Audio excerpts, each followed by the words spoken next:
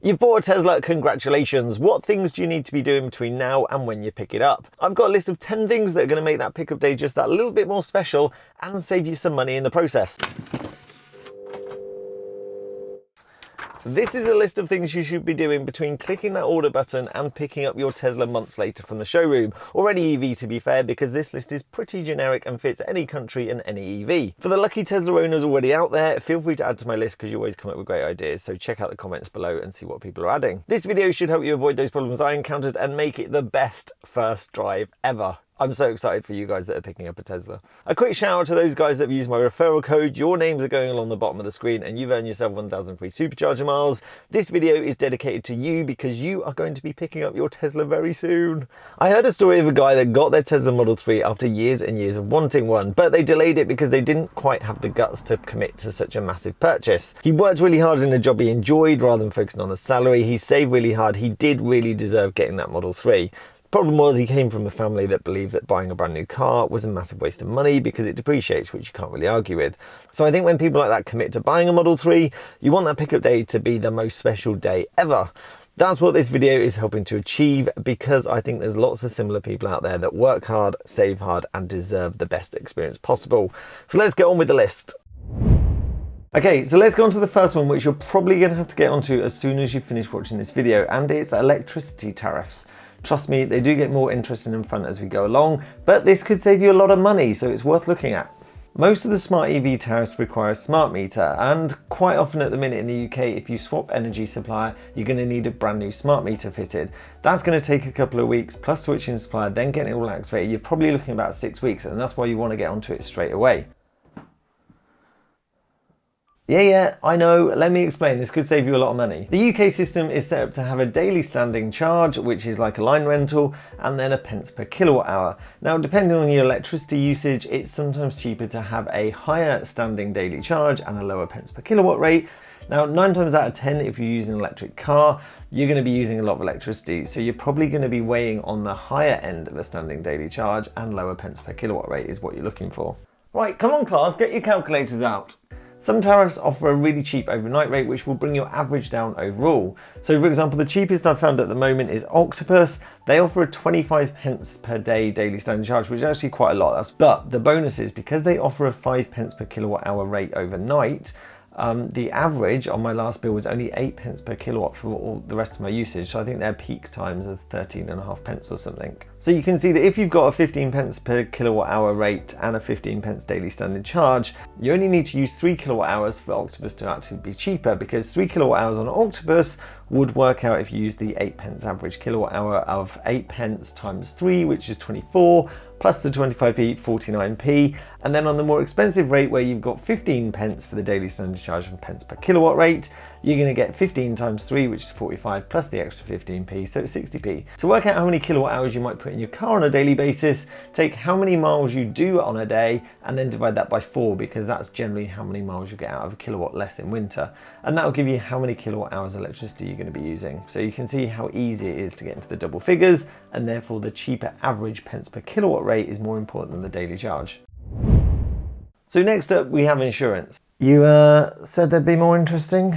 As I was saying, insurance. Now, it's crazy how much and how quickly insurance quotes can change. So this is why I'm suggesting start looking straight away.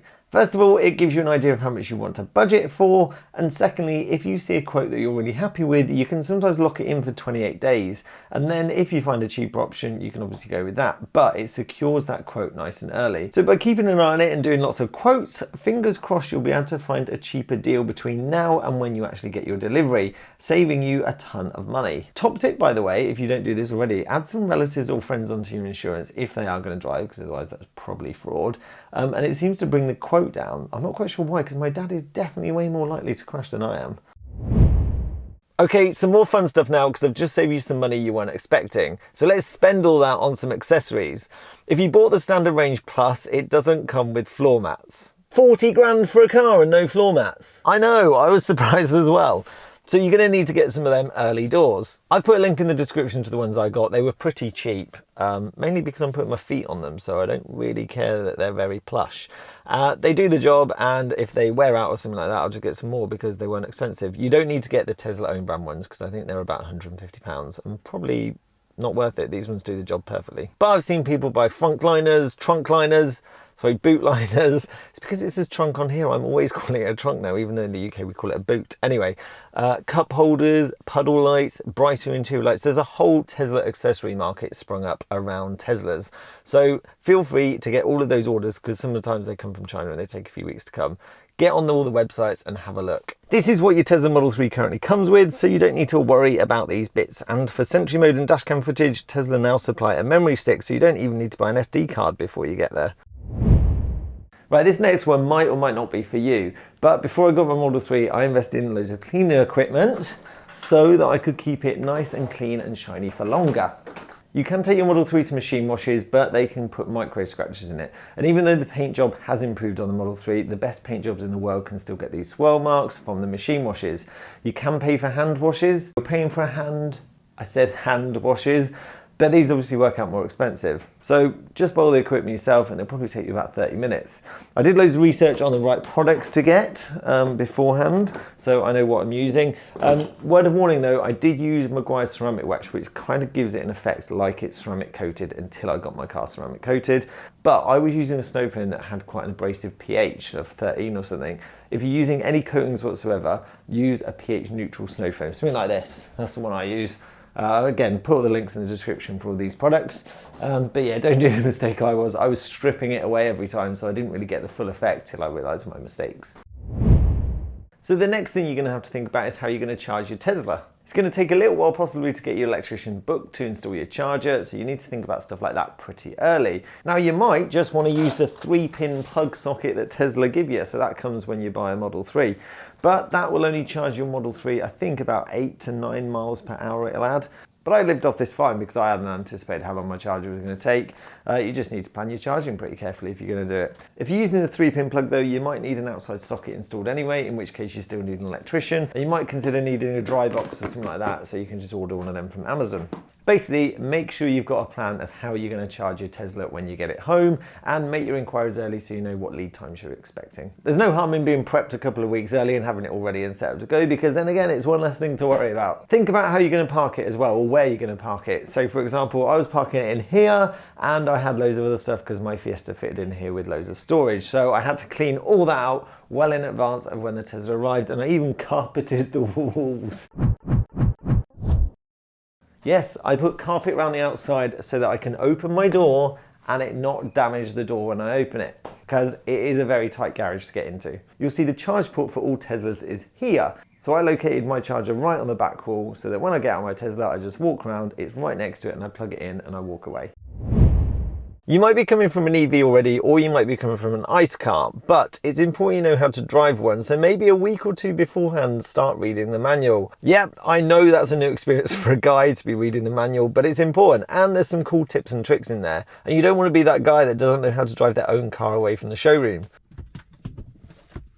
No, you won't find it in the glove box, it's a Tesla. I've put the link to my Model 3 in the description, but obviously that's a UK Standard Range Plus spec. If you can't find it, just Google it, it's going to be on there, and then you can have a read of the PDF online, and then you'll know your car inside out by the time you get there.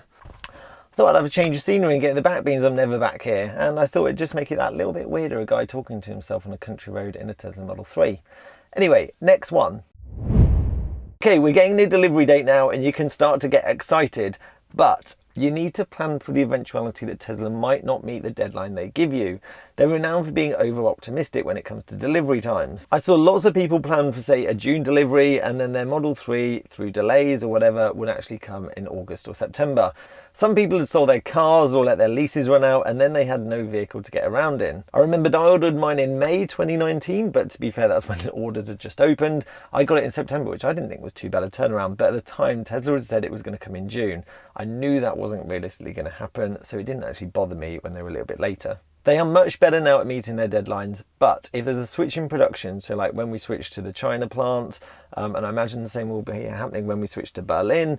You've got to plan in that actually a few months might slip by. If you plan that in and then they do meet their deadlines, brilliant, because then you're getting a Model 3 or whichever Tesla you're getting a lot quicker. So just have a plan in place for if they don't meet the deadlines. Generally though, once they give you the firm date, which is 7 to 10 days before delivery, they don't tend to slip on that because the Model 3 is in the country or the Tesla's in the country, and then it's just a case of registration documents and things like that. So once you get a firm date, generally that doesn't move a huge amount. Now remember that guy I told you about that couldn't quite afford a Tesla Model 3 but eventually got one? In between clicking order and the actual delivery date, he went on forums, followed people on Twitter that were taking pictures of the San Francisco docks, refreshed the order page daily, sometimes hourly, to see whether it had been updated, and even downloaded a naval shipping app to track cargo ships. All this led to a lot of stress and anxiety because you read about bad paint jobs, damage at delivery, you thought it was on a ship but it wasn't, so it built up false hopes. He learned nothing good actually came of it, and he was really worried come delivery that his car was going to be a complete mess. Some forums are very handy, but if it starts to stress you out, just close it all down and then look once your Tesla arrives. His advice, once you click order, just sit back, wait for Tesla to contact you and enjoy the surprise when they do. Now you can save even more money once Tesla give you that firm date 7 to 10 days in advance, because they'll generally give you a VIN or a reg number by then. This is when you can look out for what benefits you get for driving an EV in your local area. If you're unsure, just contact your local authority and they'll be able to give you some tips and advice. Look out for green parking permits, so you might be able to park in town or the city for free. Congestion charges, you might be able to get past those. Or you might be able to get some free charging. It all depends. As I said, if you're unsure, write to your local authority, see what they have on offer. I know near me, Milton Keynes offers me free parking with a green parking permit, so I can just go and park and do my shopping for free, which is nice. So this one you want to do on the day of picking up, or probably the day before, to be on the safe side, and that's download the Tesla app and make sure your Tesla account is all set up. Now disappointingly, when you do it, nothing really will happen, and that's because Tesla need to activate it once you collect the car from the service centre. It's understandable because I'm guessing Tesla don't want hundreds of Tesla owners beeping the horns and flashing the lights, probably opening the trunk and stuff like that. So once you get there and pick up your Model 3 or whichever Tesla you've got, the app will spring into life and you get loads of cool features. You can preheat and chill the car before you get there. You can control the lights, vent the windows, lock, unlock the car, start the car, change the charging options, but best of all, the phone can function as a key. So you do away with the key cards, then as you walk up to the Tesla, it will unlock and you can just start and drive away. And then when you walk away from the Tesla, it will lock itself. So you don't really need to carry the keys around with you. You can just carry your phone. Best feature ever, love it. Doesn't ever fail on me. I had it 18 months and I don't carry the keys at all. Now for lease companies, it is slightly different. Probably best talk to your lease company before you arrive at Tesla to kind of talk through, do they need to activate the app and things like that. Find out what the process is, because each leasing company is slightly different. If you want more info about the app, I've put a link in the description of a video I made to detail all the functionality of it. So check that out so you know how to use the app before you go. The day is here, your delivery date is here. This is when you can really start to get excited. So the last thing you have to do is rope in a friend or a relative that can come with you, because that will make it so much better if they can share this experience with you. It's a really special day. You'll be buzzing because you're getting your dream car. They'll be buzzing for you because you're getting your dream car. You'll be buzzing because they'll be buzzing. The atmosphere is going to be electric. Sorry, couldn't resist. If you can, try and get the train down, share a lift, or hopefully you're trading in your own car, which would be perfect. That way they can share the drive back with you, and it's just nice to share memories with someone, isn't it? As opposed to just driving back on your own.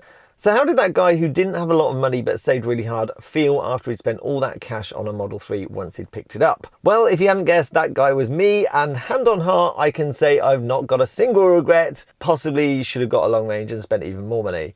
It's the best purchase ever, and I'm really excited for you guys that are at that stage now where you've clicked order and you're just waiting for the delivery. You're gonna love it. Check out the description below for loads more useful information that I've put there for brand new Tesla owners. And don't forget to check out the comments as well, because Tesla owners are great at adding extra tips and tricks for you. Enjoy your Tesla. You've probably worked really hard for it, you've saved really hard, and you deserve it, and I'm really excited for you.